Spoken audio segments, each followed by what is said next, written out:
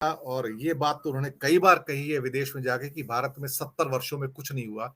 और यहां तो रोज ही कहते हैं, जिस देश में पले हो, बड़े हो, पैदा हुए हो, सो कॉल्ड अपने अपनी डिग्रियां हासिल की हैं, सो कॉल्ड, अब क्या है कैसे भी है, उसी देश के 70 वर्षों को आप सुबह से लेकर रात तक, और ध्यान रखिए उन 70 वर्षों में वो काल भी है जब आप एक प्रदेश के मुख्यमंत्री थे, और आप अपने आप ही दोषारोपण कर रहे हो कि इस देश में 70 सालों में कुछ नहीं हुआ। तो उन 70 सालों में आपके 12 साल जो मुख्यमंत्री काल के हैं वो भी तो शामिल होते हैं कि फिर आपने क्या किया।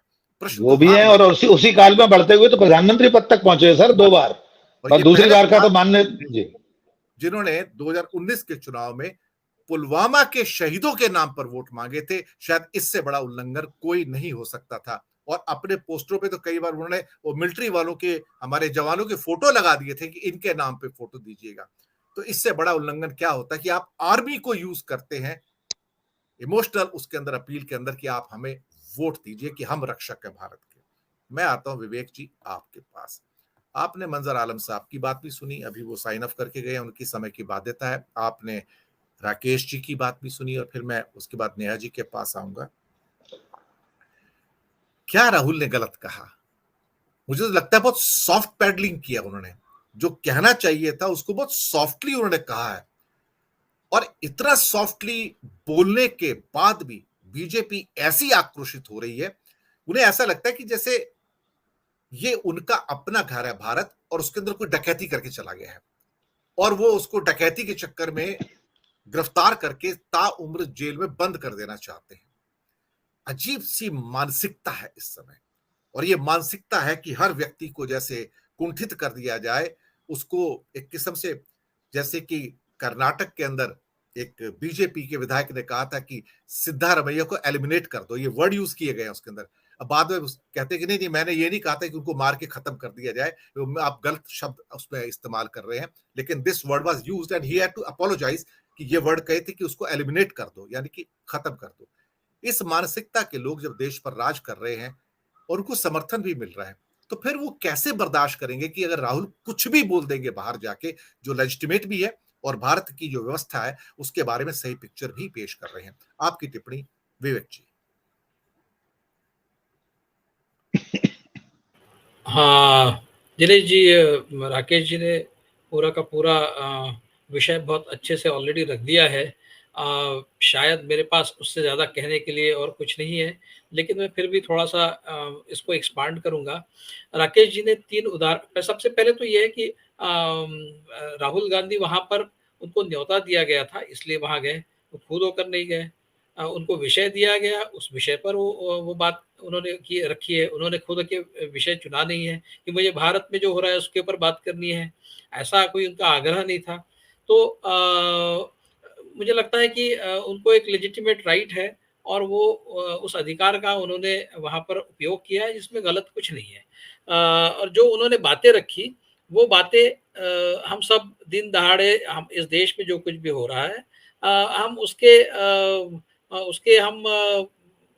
हमने देखा है, हम रोज देख रहे हैं, मतलब गवाह है हम उस बात के, इसलिए उसमें झूठ कुछ भी नहीं है। राकेश जी ने 3 उदाहरण दिए, जो जापान में, साउथ कोरिया में और अमेरिका में हमारे प्रधानमंत्री जी ने जो किया, जो कहा, उसके उदाहरण दिए। मैं देश के अंदर जो हो रहा है उसके उदाहरण देकर ये बात कहूंगा कि देश की बदनामी राहुल गांधी नहीं, आप कर रहे हैं। हमारे देश में हाथरस जैसी घटना होती है, हमारे देश में कठुआ जैसी घटना होती है, हमारे देश में रोहित वेमुला होता है, ऊना जैसी घटना होती है। हमारे देश में हमारे रूलिंग पार्टी के लोग इस तरह की भद्दी और बहुत ही आपत्तिजनक बातें करते हैं। नुपुर शर्मा की बात ले लीजिए, तेजस्वी सूर्या की बात ले लीजिए। आप देश की बदनामी हो, ऐसा लगता है कि शायद शायद आपका 1 पॉइंट प्रोग्राम ये है कि देश दुनिया में जितना बदनाम हो उतना अच्छा है। मतलब आपका रोजमर्रा का जो काम है उसमें देश की बदनामी हो, ऐसा एक तो भी काम कम से कम हो, इस तरह का आपका बर्ताव है, आपका व्यवहार है। और आप दूसरे, this is like calling pot calling the kettle black, जिसको कहते हैं ना अंग्रेजी में, वैसा हो गया। मतलब देश की बदनामी तो आप खुद कर रहे हैं। हाँ, तो आप जाकर फिर राहुल गांधी जी को बोल रहे हैं कि आप देश की बदनामी कर रहे हैं। आपकी स्पोक्स पर्सन जो थी, जिसको आपने सस्पेंड कर दिया, उसने इतना आपत्तिजनक बयान दिया, जिससे पूरा इंटरनेशनल बैकलैश आया, मुस्लिम कंट्रीज से बैकलैश आया। तो क्या इस तरह की बातें आपके जो पदाधिकारी उन्होंने करनी चाहिए? आपके मंत्री जो है वो कहते हैं कि गोली मारो सालों को, फिर आपके एक दिल्ली के नेता है वो कहते हैं कि भाई इनके ऊपर मुस्लिम समुदाय पर बायकॉट करो। नाम नहीं लेते लेकिन कहना तो वही है। सर और एक और लीडर है हाथरस इनके, यतनाल जी, साहब हैं, यहाँ पर कर्नाटक के अंदर। वो मैंगलोर में जी, जाते हैं, क्योंकि वो कोस्टल बेल्ट में मुस्लिम आबादी काफी है वहां पर, अपना कर्नाटका में। वो बोलते हैं कि ध्यान रखना, इस कॉन्स्टिट्यूएंसी में 1 लाख टीपू सुल्तान हैं, भूल जी, के भी उन्हें वोट मत दे देना। ये जी। ऐसे आप क्या कहोगे, ये भारत के अंदर जो घट रहा है इस समय, ये शर्मनाक है, लज्जाजनक है। क्या इससे देश की बदनामी नहीं होती, अपमान नहीं होता क्या? बिल्कुल, बिल्कुल। और दूसरी बात ये है कि जैसे आलम साहब ने जो कहा कि आज जो कुछ भी होता है, वो दुनिया में तुरंत सोशल मीडिया है, इंटरनेट है, पहुँच जाता है। कोई ज़रूरत नहीं किसी और को बाहर जाकर दुनिया को बताने की कि भई हमारे देश में ये हो रहा है। सब दुनिया देख रही है, तभी जाकर तो यूएस कांग्रेशनल कमिटी का जो रिपोर्ट आया है ह्यूमन राइट्स वायलेशन का भारत के बारे में, वो कैसे आया? क्यों राहुल गांधी ने जाकर बताया है? क्या उनके उनके दूतावास इस देश में रहते हैं, उनके लोग काम करते हैं, उनके लोग केबल्स भेजते हैं कि देश देश में क्या हो रहा है। जब आपके देश में ट्रम्प आए थे, अमेरिका के प्रेसिडेंट, उस समय आपके देश में दंगे हो रहे थे, उनके नेबरहुड में दंगे हो रहे थे। तो क्या मतलब आप क्या कर रहे थे? आपने क्यों नहीं वो रोका? इस तरह की बातें अभी G20 चल रहा है। G20 चलते हुए आपके देश में ये हो रहा है, उसके बगल में ये होता है कि एक इंटरनेशनल बुक फेयर में जाकर आपके जो फुट सोल्जर्स है, वो जाकर वहाँ पर किसी बुक स्टॉल पे हंगामा करते हैं और बाइबल की कॉपियाँ फाड़ते हैं। तो ये आप उनको क्यों नहीं रोकते? जब आपके देश में G20 चल रहा है, उस समय आपके देश में चर्चा हो रही है क्या कि 2 मुसलमानों को जिंदा जलाया गया, इसलिए कि शायद वो गौ-मांस की तस्करी कर रहे थे, जिसका कोई एविडेंस नहीं है।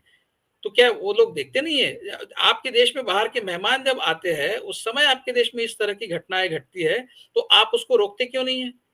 तो आपको देश के बदनामी की अगर इतनी चिंता है, तो आप अपने जो फुट सोल्जर्स है वो अब देखिए G20 चल रहा है, उस समय महाराष्ट्र के कई शहरों में एक रैलियाँ निकाली जा रही है, जिसमें ये कहा जा रहा है कि लैंड जिहाद और लव जिहाद मुसलमानों की तरफ से चलाया जा रहा है।